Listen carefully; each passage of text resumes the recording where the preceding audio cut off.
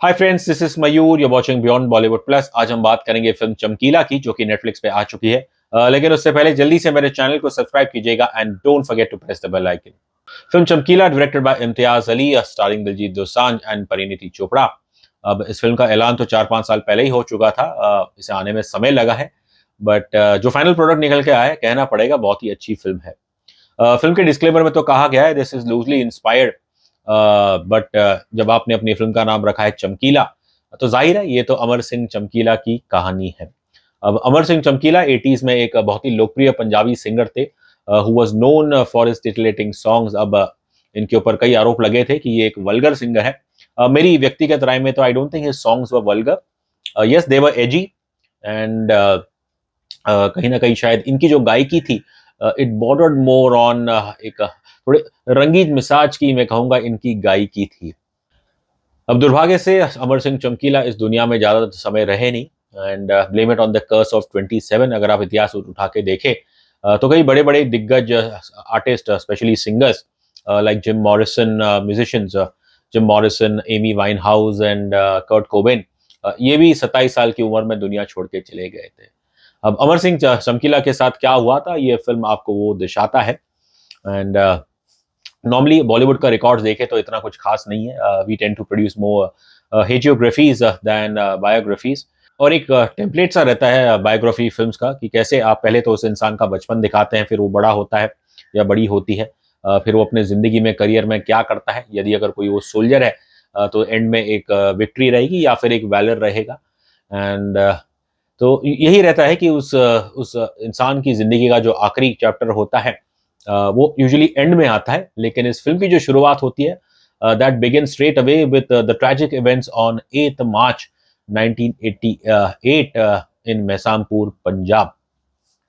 Audience को एकदम से झटका लगता है कि अरे भाई, ये क्या हुआ और क्यों हुआ। और फिर ट्रेजेडी के बाद फिर कहानी बताई जाती है through the, I would say, not interrogation, but through the conversation that this investigating officer or DCP has with people close to Amar Singh Chamkila. अब ये जो पुलिस अफसर है, he is one of those people जो मानते हैं कि चमकीला एक अश्लील सिंगर है। तो ऐसा बंदा अगर इन्वेस्टिगेट करना है, जाहिर है, मुझे नहीं लगता उसे कोई दिलचस्पी होगी। उल्टा उसके मन में तो यही रहेगा कि अच्छा हुआ ये इंसान अब, ये सिंगर अब रहा नहीं। लेकिन जैसे जैसे फिर इनकी जो बातचीत होती है चमकीला के करीबी लोगों से, और तब इस इंसान को पता चलता है उसकी। और so I would say that somewhere down the line, this DCP is almost like, I would say, a parallel protagonist in this film. और फिल्म के अंत में अब देखेंगे कि कैसे इनका जो एक सेट बिलीफ है, he starts off as a moral police, लेकिन जब फिल्म खत्म होती है तब इन्हें एहसास होता है कि भाई, चमकीला असल में क्या था। ये फिल्म देख के हमें संत वाल्मीकि जी की भी याद है, क्योंकि Valmiki ji, as we all know, उन्होंने रामायण लिखी थी त्रेता युग में। ही स्टार्टेड ऑफ, वो एक बहुजन समाज से आते थे और उन्होंने रामायण लिखी। पहले वो एक डकैत थे, फिर डकैती छोड़ के वो राम भक्त बन गए और उन्होंने रामायण लिखी। अब उनका नसीब तो खैर अच्छा था कि त्रेता युग में जो उनके साथी कोई डकैती होंगे, उन्होंने भी कभी वाल्मीकि जी को ये नहीं कहा कि आपने ये छोड़ के संत क्यों बन गए। अब दुर्भाग्य से अमर सिंह चमकीला जो है, इनका जन्म कलयुग में हुआ था। He was born as Dhani Ram, he came from a backward community. अब इनके नाम में राम है, बट ऑब्वियसली ये राम के गीत तो नहीं गाते थे। अब क्यों ये, why was he attracted to, I would say that these edgy song. अब कहीं ना कहीं ऑब्वियसली जैसा इनका जो बचपन रहा है, जो इनका माहौल रहा है, ये सब चीज़ें उन्होंने शायद देखी थी और ऐसा वो कहते भी हैं। अब फिल्म की शुरुआत में देखिए, कुछ थोड़े बहुत एनिमे यूज़ किए गए हैं, जिसके अंदर आपको शायद कुछ एहसास होता है कि इस बच्चे ऐसी चीज़ों का, जो मैं कहूँगा, एक एक्सपोज़र उसे एक अर्ली एज से हुआ था। अब इंटरेस्टिंग चीज़ ये है कि वो अपने पिता को चाचे चाचे कहता है। इस चीज़ को लेके उसके जो बाकी साथी वो भी हैरान होते हैं। और I think without really saying anything, and it's somewhat, I would से, little brave of Imtiaz Ali की कुछ आपने इस तरह की भी चीज़ें दिखाई है। एंड लेट्स नॉट जज एनीबॉडी ओवर हियर, बट ये सीन आपको एहसास दिलाता है कि शायद क्यों अमर सिंह चमकीला वो क्यों ऐसे गाने गाता था। और एक चीज़ यहाँ पे और जोड़ना चाहूँगा कि मेरे ख्याल से उनके गाने ऐसे कोई वल्गर नहीं थे। और स्पेशली आप अगर आप पंजाबी फोक में देखें शादियों में, और कभी कभार it's all in good jest, कुछ ऐसे गाने होते हैं जिसके अंदर they are not sexual, but हंसी मजाक में कुछ बैंटर होता है। गाने ऐसे आते निकल के आते हैं जिसके अंदर दूल्हे का बाप, दूल्हे की माँ, साली, ऐसी चीज करके वो एक कल्चर रहा है। आई वुड से not just in Punjab, may be overall in the Indian culture. Film में एक बड़ा इंपॉर्टेंट सीन है जब एक लड़की आती है इंटरव्यू करने के लिए चमकीला को, और हमारे चमकीला साहब वो अपनी नज़र फेर लेते हैं। लड़की उनसे पूछती है कि भाई आप मेरी तरफ क्यों नहीं देख रहे। तब वो उनसे कहते हैं कि माफ़ करना, आपने जीन्स पहनी है। This journalist is definitely upset. वो उनसे कहती है कि वाह कमाल की बात है, अमर सिंह चमकीला जो असली गाने गाता है उसे मेरे जीन्स पहनने से तकलीफ हो रही है। अब जाहिर है जो आर्टिकल छप के आता है वो कोई इतना प्रेजवर्दी नहीं होता है, लेकिन इस बातचीत के दौरान अब चमकीला बहुत ही अहम बात कहते हैं इस लड़की से कि देखिए, मैं जिस समाज से आता हूँ, मैं जहाँ से आता हूँ, हमने तो अपने शुरू से ये चीज़ें देखी है हमारे आजू-बाजू, और मेरी कोई औकात नहीं है। वो कहते हैं उनसे कि सही और बुरे गलत क्या है, इसको जानने के लिए मेरी औकात नहीं। ये चीज़ तो आप लोग बड़े लोग जो है ये उस लड़की की तरफ कहते हैं कि आप जैसे लोग आपको बेहतर समझ है, और मैं तो वही कर रहा हूँ बस जो मेरी ऑडियंस मुझसे डिमांड करती है। तो इसमें आई थिंक कोई बुराई नहीं, और ये ध्यान रखना बहुत ज़रूरी है कि जो 80s का पीरियड था, it was a very tough period for the country and specially for Punjab. और उस दौरान अक्सर बॉलीवुड बात करता है एस्केपिज़्म की, और एस्केपिज़्म के नाम पे आप हमें कुछ भी दिखाते हैं। और कहीं न कहीं आई थिंक जो एक मैं कहूँगा ट्रबल टाइम्स थे भारत में, खासकर पंजाब में इन द 80s।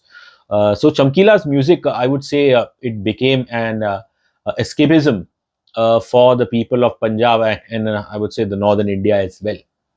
तो वही चीज़ आपको इस फ़िल्म में देखने को मिलेगी, और एक बड़ा ही मैं कहूँगा वेरी क्रिएटिव डिपिक्शन है ऑफ सीन्स ड्यूरिंग द 1984 में क्या हुए थे, राइट्स हुए थे पंजाब में, और जहाँ पे ऑब्वियसली बैकड्रॉप में आपको दिख रहा है कि वायलेंस हो रही है, लेकिन उसके सामने आपको कुछ फिगरीन्स दिख रहे हैं भंगड़ा करते हुए। So this was the impact of चमकीला, कि जहाँ पे आपको लगता है कि सब जगह डिप्रेशन है, दुख है, लेकिन उसी वक्त कहीं ना कहीं जो अवाम है उन्हें एक ऐसा एंटरटेनमेंट चाहिए जो उन्हें मजबूर कर दे अपने उस दुखी जिंदगी को, उस दुखी माहौल को भुला के बस वो कुछ पलों में उसमें वो खो जाए। That's the beauty I would say of Amar Singh Chamkila. Diljit Dosanjh Punjabi film के तो वो बड़े सुपरस्टार है, सिंगर है, लेकिन बॉलीवुड में उनका करियर इतना कुछ खास नहीं रहा है, सिवाय एक आध फिल्म को अगर आप छोड़ दें तो ही हैज सेल्डम इम्प्रेस। लेकिन यहाँ पे ऑब्वियसली दाद देनी पड़ेगी उनकी कि I don't think they could have been any better cast than Diljit Dosanjh to play Amar Singh Chamkila. Diljit Dosanjh साहब मैं जब उनसे एक आध बार मिला हूँ तो जो अच्छी उनका जो नेचर है बड़ा ही शांत स्वभाव के हैं, ज़्यादा वो बोलते नहीं है, and but he someone who is very humble. उन्हें वो अंग्रेजी बात नहीं करते, इस बात का उन्हें कोई दुख नहीं, और मिट्टी से जुड़े हुए वो मुझे शख्स लगते हैं, and that's the kind of personality मेरे ख्याल से आपको चाहिए थी चमकीला जैसा कैरेक्टर प्ले करने के लिए। अब लुक्स मेरे ख्याल से यूजुअली ओवररेटेड होती है इन बायोग्राफिकल फिल्म्स, बट अगर आप चमकीला की फोटोज देखें तो उस हिसाब से तो दिलजीत अच्छे बैठ रहे हैं, और कुछ सीन में तो आपको ऐसा लगेगा कि मोर देन चमकीला हमारे दिलजीत दोसांझ साहब is looking a bit like Pakistani cricketer Rameez Raja. खैर परफॉर्मेंस की बात करूँ तो बहुत ही मैं कहूँगा मैच्योर परफॉर्मेंस है दिलजीत दोसांझ की। जिस अंदाज में ये कैरेक्टर लिखा गया है और मेरे ख्याल से Imtiaz Ali never wanted this character to go over the top. अच्छी बात यह है कि जो चमकीला की जिंदगी में जो कुछ हुआ मोर और लेस सभी चीज़ों को दिखाया गया है, चाहे पहले तो खैर उनकी जो गायकी है और फिर जो उनकी निजी जिंदगी में जो कुछ हुआ, जिसके अंदर जो सबसे मेरे ख्याल से इम्पोर्टेंट एपिसोड वो ये था कि कैसे उन्होंने अपनी को सिंगर अमरजोत परिणीति चोपड़ा उनसे शादी कर ली, बट अमरजोत को भी नहीं पता था कि ये तो ऑलरेडी शादीशुदा है। और जब तक ये सीन आता नहीं तब तक आप थोड़ा कंफ्यूजन में रहते हैं कि भाई कहीं इस चीज़ को इग्नोर तो नहीं कर दिया गया। एंड फिल्म की शुरुआत में अमर सिंह की जो पहली पत्नी है गुरमैल कौर, उनको थैंक्स किया गया है, तो मैं सिर्फ अज्यूम कर सकता हूँ कि जो भी कुछ इस फिल्म में दिखाया गया है उनकी अनुमति से ही दिखाया गया है। और जब तक ये शादी होती नहीं तब तक आपको गुरमैल कौर की कुछ झलक भी नहीं दिखती है। हाँ, और तो एक मैं कहूँगा बस एक परछाई सी अमर सिंह की परछाई सी बन के रह जाती है गुरनैल कौर इस फिल्म में, but maybe Gurnail herself didn't want कि उनके ऊपर ज़्यादा फोकस हो। दिलजीत के करियर की विदाउट अ डाउट मेरे ख्याल से ये सबसे बेहतरीन फ़िल्म है एंड ये सबसे उनकी बेहतरीन परफ़ॉर्मेंस है। इस अमर सिंह दिलजीत ने दिखाया है कि अमर सिंह चमकीला वो कहीं न कहीं he was a creation of the society within और उस वक़्त का जो एक ज़ाइटगाइड था अमर सिंह चमकीला एनकम्पासेस दैट और उस माहौल के कहीं न कहीं ये एक पोस्टर बॉय बन गए थे और इसलिए इन्हें लोग काफ़ी पसंद करते थे। अब आप सोचेंगे कि शायद इन्हें पसंद करने वाले लोग तो सिर्फ़ जो बेचारे पुअर गरीब लोग हैं, लो मिडल क्लास के लोग हैं, लेकिन यदि अगर सिर्फ़ ऐसा होता तो Amar Singh Chamkila would have never been the top selling artist of Punjabi music in the 80s। Parineeti Chopra की बात करूँ तो उनका करियर तो ख़ैर इतना कुछ ख़ास रहा नहीं एंड ये फ़िल्म आई थिंक उनके एक करियर सेवर का तो पता नहीं but it is arguably the most important role that she is played in her career.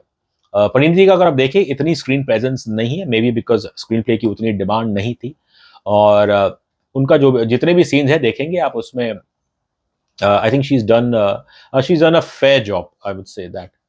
इन दोनों के अलावा फिर जो सपोर्टिंग कास्ट में है एक तो जैसे जो इंस्पेक्टर बन रहे और then this actor who plays Amarjeet Chamkila's friend Tikki इनका बहुत ही बढ़िया काम है एंड काम देखें आप तो आप सभी का अच्छा है जो चमकीला के पिता का रोल प्ले कर रहे हैं उनके द्वारा आपको पता चलता है कि कैसे एक गरीब आदमी जब उसके बेटे की किस्मत चमकती है तो उसे बड़ा गर्व होता है और कई बार उस गर्व में बेटा तो घमंड नहीं करता लेकिन बाप घमंड थोड़ा बहुत घमंडी हो जाता है। मैं कहता वो घमंड नहीं है बस एक थोड़ा कथाटिक it's like a cathartic moment जहाँ पे आप सदियों से जो आपकी फ्रस्ट्रेशन रही है और समाज कैसे आपको हमेशा दबाता है क्योंकि आप एक पर्टिकुलर कम्युनिटी से आते हो तो that was a cathartic moment for Amar Singh Chamkila's father. संगीत में ए.आर. रहमान साहब उन्होंने चमकीला के जो ओरिजिनल गाने हैं अमरजोत के वो बैकड्रॉप में थोड़े बजते हैं और जो हिंदी गाने इसमें डाले गए मेरे ख्याल से बहुत ही अच्छे हैं और खासकर जो अरिजीत सिंह का जो गाना है एंड में आता है वो तो बहुत ही लाजवाब है। Imtiaz Ali as a director भी कहूंगा उन्होंने एक अच्छा कमबैक किया है frankly speaking I always thought that he was slightly overrated. हाँ he gave you Jab we met Socha Na था लेकिन उसके बाद से कहीं ना कहीं लगा वो कॉम्प्लेक्स स्टोरी में कुछ ज़्यादा ही खो गए और फिर जो उनकी आगे फिल्में आई थी तमाशा जब हैरी मेट सेजल उन्होंने तो और फिर लव आजकल जो सेकंड पार्ट आई थी उसने तो कभी हमें इतना इम्प्रेस किया नहीं एंड यहाँ पे कहना पड़ेगा Imtiaz Ali has redeemed himself as a director.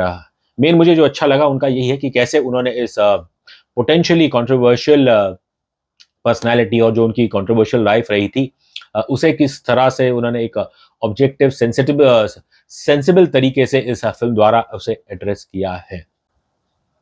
In the and अमर सिंह चमकीला इनकी जिंदगी से आपको ये पता चलता है कि वो स्टार तो थे लेकिन स्टार से ज्यादा he had become a slave to his audience. मेरे हिसाब से मैंने तो खैर बॉलीवुड में इस तरह की बायोपिक एक वेरी सच्ची बायोपिक ऑब्जेक्टिव मैंने तो देखी नहीं। I think the last good biopic which I saw from Bollywood I would say that was पान सिंह तोमर और जो कि शायद 2011 या 13 के आसपास आई थी और उसके बाद मुझे अमर सिंह चमकीला की जो ये फिल्म आई है कहना पड़ेगा बहुत ही बढ़िया है। ये फिल्म इसके जो आखिरी सीन्स हैं ये एक मैं कहूँगा एक फेयरवेल है अमर सिंह चमकीला को। मैं उम्मीद करता हूँ इस फिल्म के बाद अब we get to see a similar farewell for Sidhu Moosewala. रही बात रेटिंग की फॉर चमकीला की तो मैं देता हूँ इस फिल्म को 5 में से 4 स्टार।